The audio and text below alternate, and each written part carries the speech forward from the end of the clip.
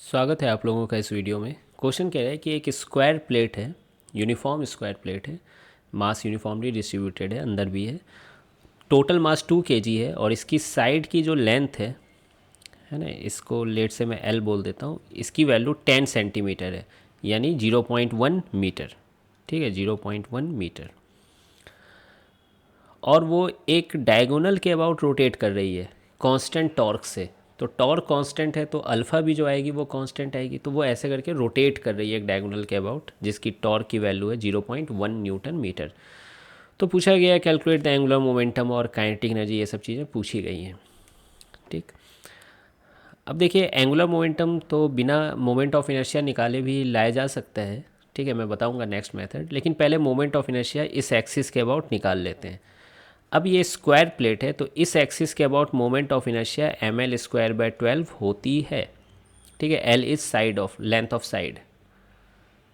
ठीक है, अगर आपको ये नहीं पता है कि कैसे होती है तो फिर या तो फिर डिराइव करना होगा, जो कि मैं पहले एक क्वेश्चन में किया था डिराइव।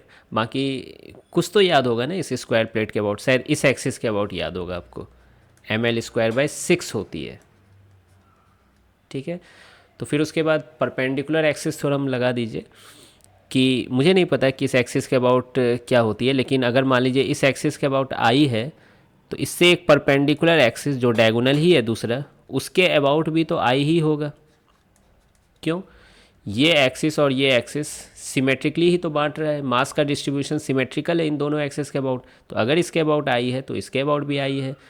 और परपेंडिकुलर एक्सिस थ्योरम क्या कहता है?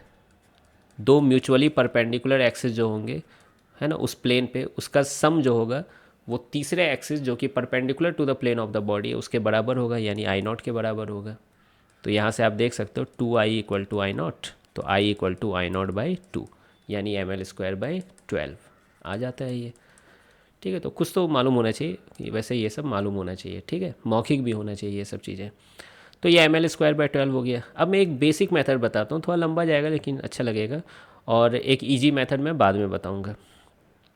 तो देखिए, टॉर्क अगर कांस्टेंट है 0.1 न्यूटन मीटर, तो अल्फ़ा क्या हो जाएगा?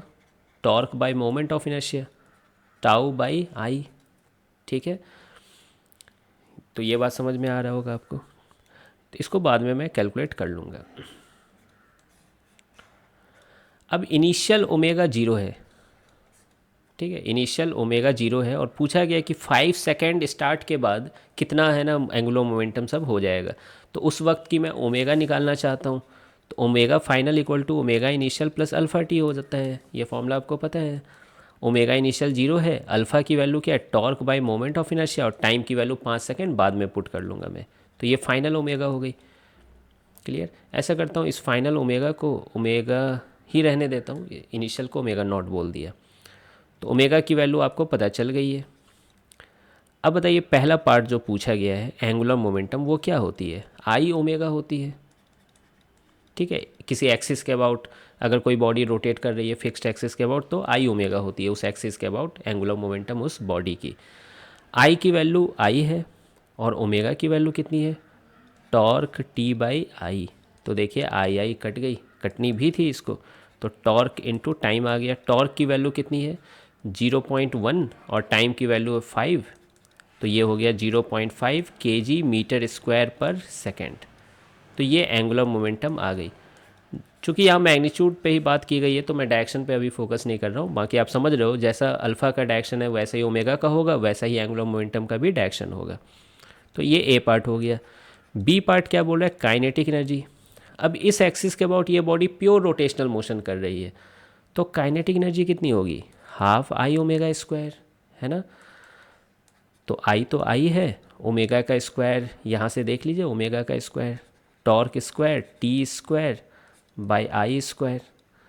तो ये बन गया टॉर्क स्क्वायर टाइम का स्क्वायर बाई 2I।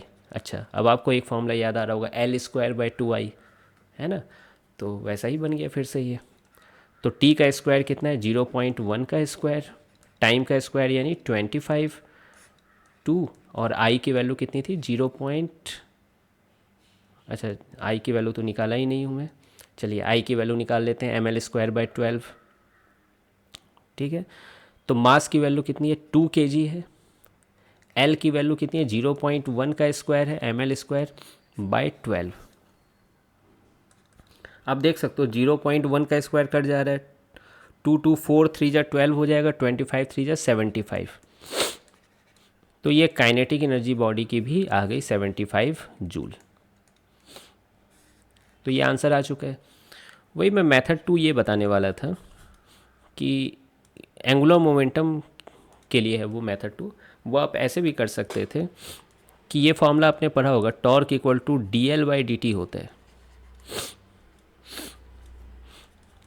नहीं, जैसे F इक्वल टू dp/dt होता है, वैसे टॉर्क इक्वल टू dl/dt होता है। तो dl इक्वल टू क्या हो जाएगा, टॉर्क dt, और इसे आप इंटीग्रेट कर दो। ठीक है, तो dl का इंटीग्रेशन क्या हो जाएगा, डेल्टा एल, यानी L final minus L initial. ठीक है, और टॉर्क चूंकि यहाँ कांस्टेंट है तो इंटीग्रेशन से बाहर आ जाएगा, तो टॉर्क इंटू टी हो जाएगा। अब इस पार्टिकुलर सिनेरियो में L इनिशियल 0 था, है ना, शुरू में रेस्ट पे था। तो आप देख सकते हो L फाइनल की जो वैल्यू आ रही है मैग्नीट्यूड वाइज अगर देखा जाए, टॉर्क इंटू टी आ जा रही है। क्या यहाँ भी वही आ रही थी एंगुलर मोमेंटम की वैल्यू। ठीक है, और काइनेटिक एनर्जी वो आप L²/2I से निकाल लो,